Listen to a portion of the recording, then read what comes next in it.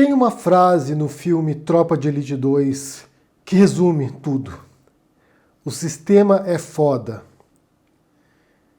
Acho que tá na hora de eu voltar a assistir esse filme de novo para fazer uma resenha aqui pro canal, porque acho que nunca um filme ficou tão atual como esse do Padilha, Tropa de Elite 2, contando sobre as milícias cariocas e a relação delas com o poder, com os políticos. E a sensação que a gente tem, não sei se vocês sentem assim, mas eu sinto, é que a gente está andando em círculos. Parece que as coisas não avançam. Vem notícias, vem escândalos e parece que nada avança. Então isso é frustrante, porque você fica com essa sensação perpétua de que nada se resolve.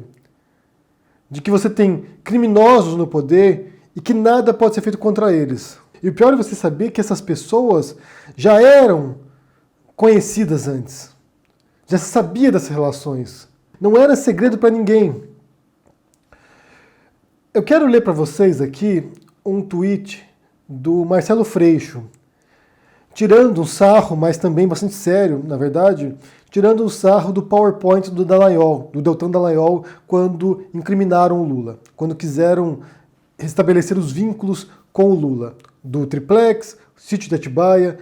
E aqui o Marcelo Freixo diz o seguinte: as relações da família do presidente da República, Jair Bolsonaro, com o Adriano da Nóbrega e as milícias têm que ser investigadas. Parentes de Adriano eram assessores fantasmas do Flávio e participaram da rachadinha. O próprio miliciano recebeu grana do esquema. É gravíssimo. Eu vou ler para vocês aqui o PowerPoint do Marcelo Freixo. Não sei se foi ele que fez, mas vamos chamar assim.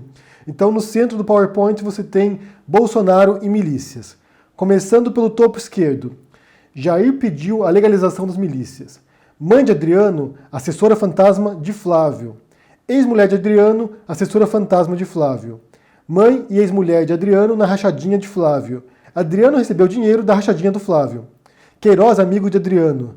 Família não comenta assassinato do Adriano. Liberar armas beneficia milícias. Moro não inclui Adriano na lista de procurados. Sítio onde Adriano foi morto é de vereador do PSL. Adriano era chefe do escritório do crime. Jair defendeu Adriano de assassinato. Flávio fez moção de louvor a Adriano. Flávio deu medalha Tiradentes a Adriano na prisão. E faltou aqui um item, que é: o escritório do crime do qual Adriano era o chefe é suspeito de ter matado Marielle Franco e Anderson Gomes. Então aqui são muitos indícios, muitos sinais vermelhos que apontam para a família Bolsonaro. O negócio é grave, o negócio é muito sério, gente. Não é piada, não é exagero. É claro que, em meio de tudo isso, surgem algumas teorias conspiratórias que é difícil defender esse tipo de coisa, né? Eu vi muita gente me escrevendo aqui dizendo: onde está o corpo do Adriano? Como se essa operação policial fosse para que ele fugisse e escondê-lo. Eu acho difícil acreditar nesse tipo de teoria conspiratória, a não ser que a gente tenha evidências concretas disso. Então não me parece que seja o caso. Eu acho que ele foi morto mesmo, seja porque reagiu, que não parece muito plausível, seja porque realmente queriam executá-lo para apagar as evidências, para silenciá-lo. Mas o quadro aqui, o cenário, é muito nítido. É muito óbvio que a gente tem diante de nós. É uma família de políticos, os bolsonaros, que estão intimamente vinculados a criminosos no Rio de Janeiro, a milicianos. E como eu disse, isso não é novidade, isso não é algo que surgiu agora com a morte do Adriano. Já se sabia isso ano passado e já se sabia isso antes também. O que eu vou fazer com vocês agora é pôr nesse vídeo aqui um vídeo que eu publiquei quase um ano atrás. Foi no dia 22 de janeiro que eu publiquei esse vídeo, quando estourou de vez, realmente de maneira muito forte, o escândalo do Queiroz. Então assistam, porque vocês vão ver, como eu disse, como a gente tem andado em círculos e como isso é frustrante. Assistam. Jornal o Globo de domingo dizendo que Bolsonaro é a favor de milícia. É o tempo todo distorcendo o que a gente fala.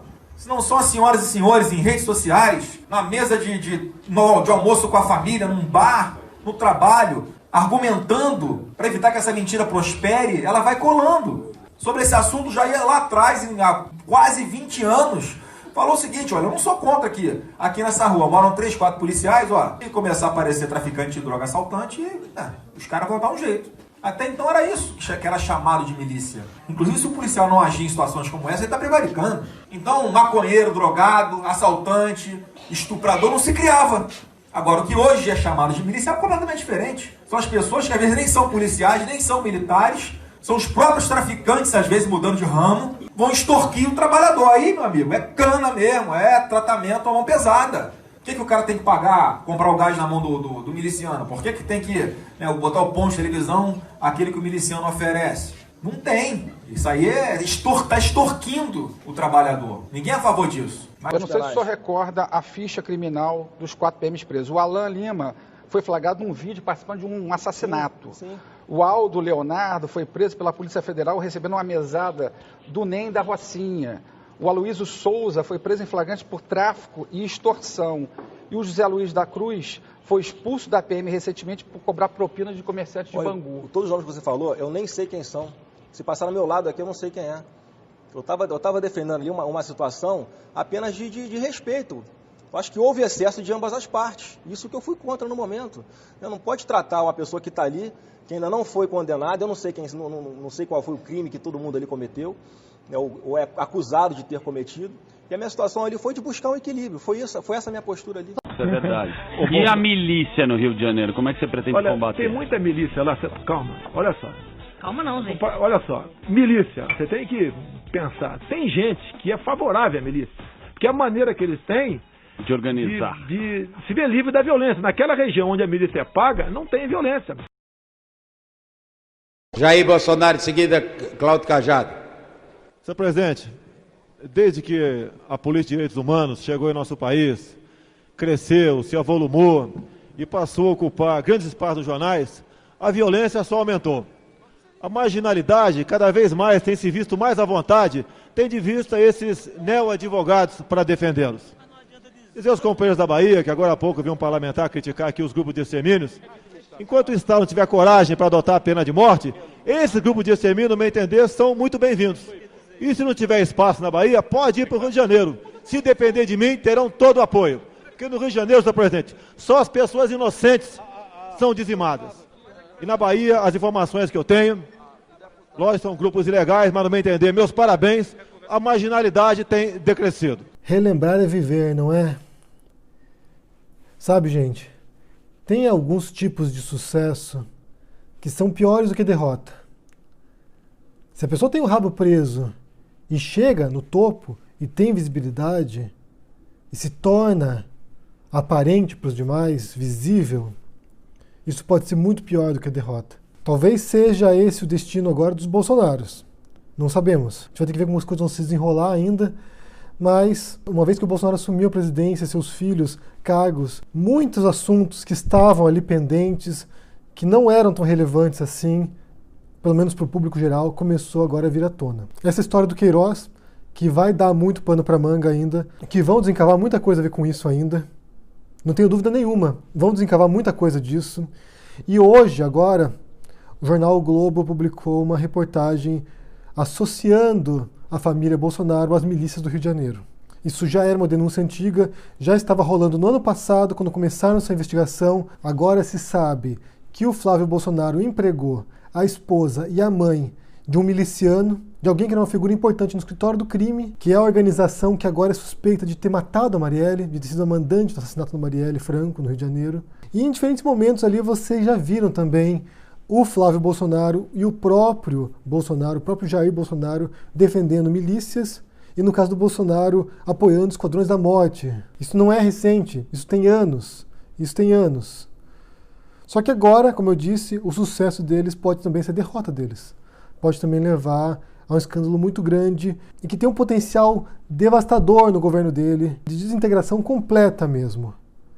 O Nassif escreveu um artigo nesse final de semana aqui, relacionando o histórico das milícias com o Bolsonaro, dos imóveis do Flávio Bolsonaro também, do Queiroz.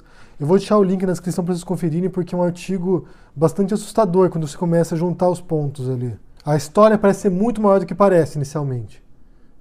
Não é apenas o rachadinho, não é apenas o dinheiro dos parlamentares que talvez tenham sido devolvidos ao Flávio, ou o que quer que tenha acontecido ali no Queiroz, com essa movimentação estranha na conta do Queiroz, de mais de 7 milhões de reais, mas não foi apenas isso.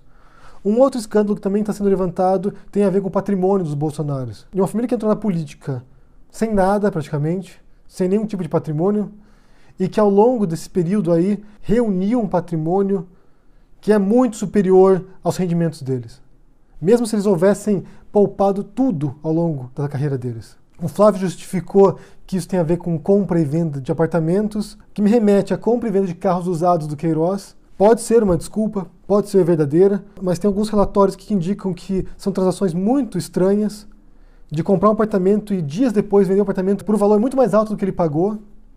Ou a compra do imóvel do Bolsonaro também, que a mulher comprou um apartamento, reformou e vendeu para o Bolsonaro por um valor muito abaixo do que ela pagou na compra, após a reforma. Ou seja, são histórias muito estranhas dessas transações que eles fizeram ao longo da carreira deles, transações fora do parlamento, e algumas que parecem estar também vinculadas à carreira deles como parlamentares. O ano passado teve denúncia também da ex-mulher do Bolsonaro, que surgiu à tona, o processo que ela moveu contra o marido, isso anos atrás também, e que dizia que o marido recebia rendimentos fora do parlamento, que eram muito superiores ao que ele declarava no imposto de renda. E você tem vídeo do Bolsonaro dizendo que ele sonega tudo que ele pode. Inclusive, Xará, conselho meu e eu faço. Eu sonego tudo que for possível.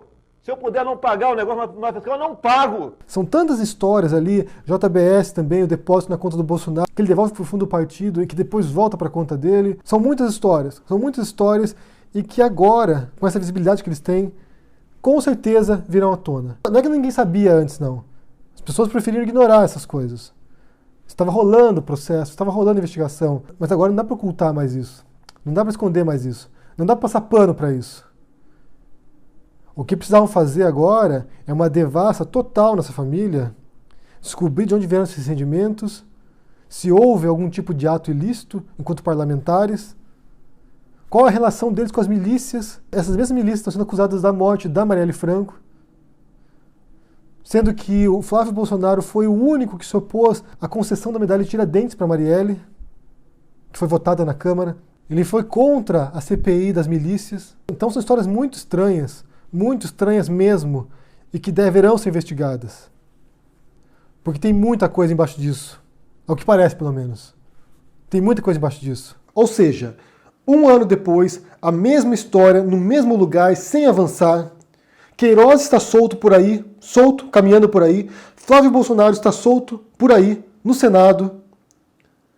Acusações graves contra eles. Um dos participantes-chave desse esquema, que era o Adriano, executado. Não se sabe ainda quem é o mandante da execução da Marielle. Ou seja, a impressão que dá é que a gente não sai do lugar. O sistema é foda. Inclusive, no final desse vídeo aqui, eu vou pôr para vocês a fala do Bolsonaro em 2005, quando ele vai lá na Câmara e defende Adriano da Nóbrega, que estava preso.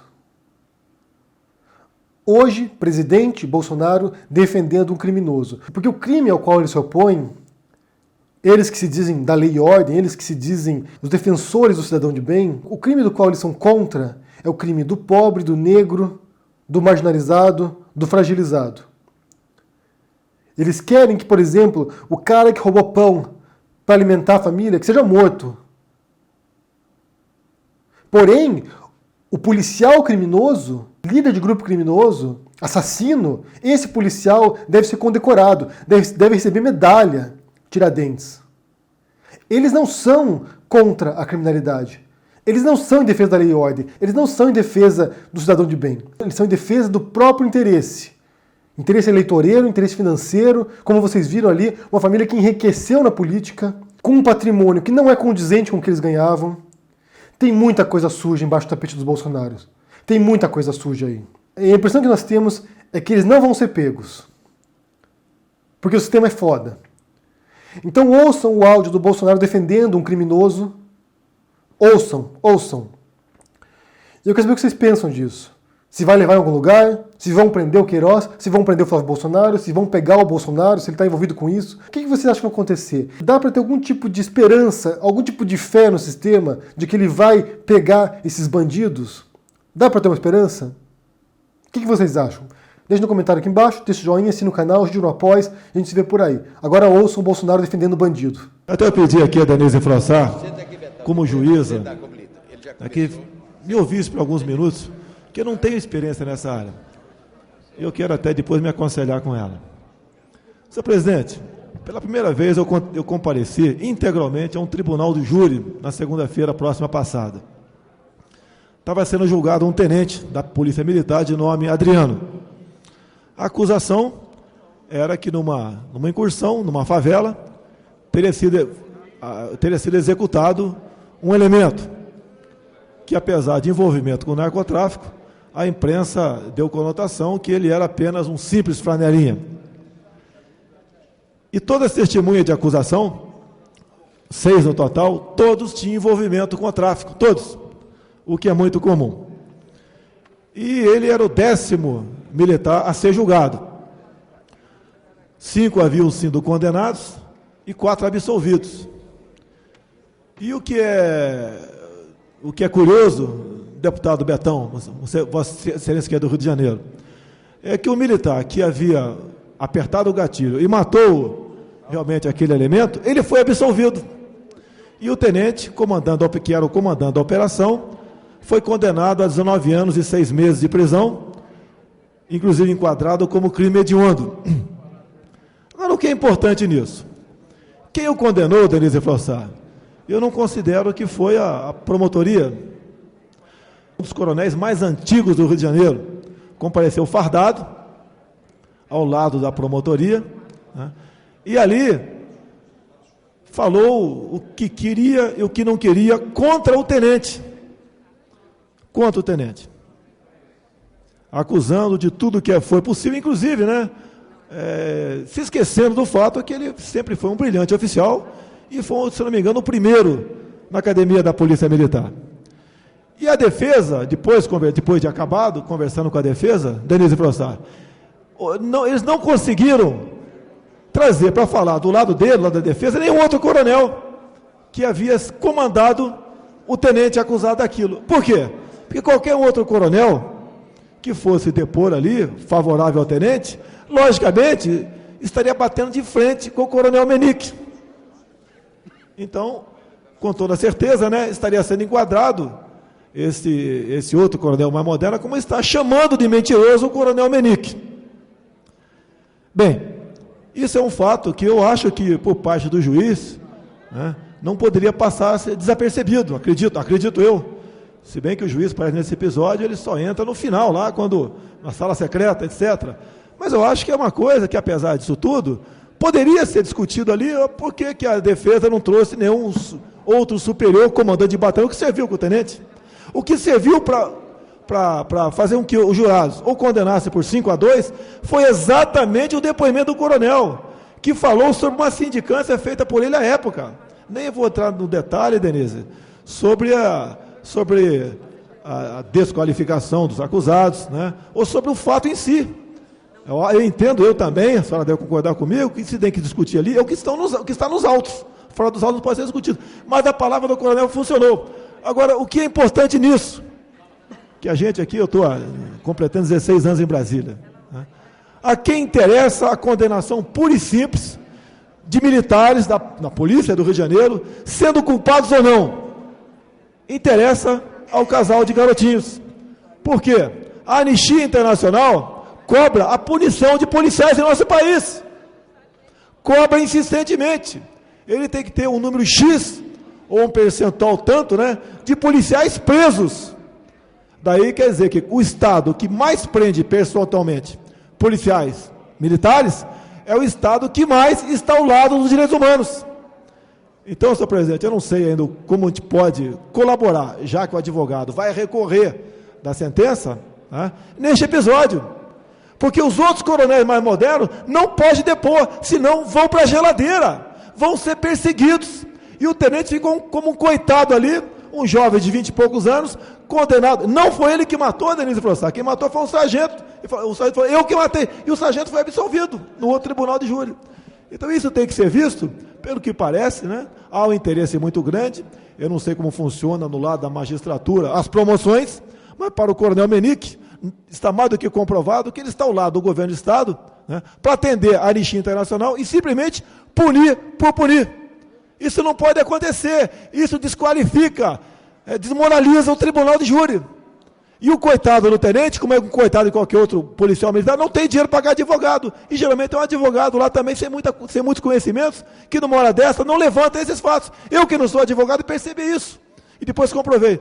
Então, deputado Betão, é o nosso Estado, né, que pese aqui o nosso governador, nosso governador do Rio, mas esse comportamento não está certo. Eu quero me assessorar da Denise Frossard, de outros juízes, como podemos proceder no futuro. Se um coronel vai depor, outro mais moderno não pode depor porque vai ser perseguido, tem que ser desqualificado esse depoimento dessa autoridade.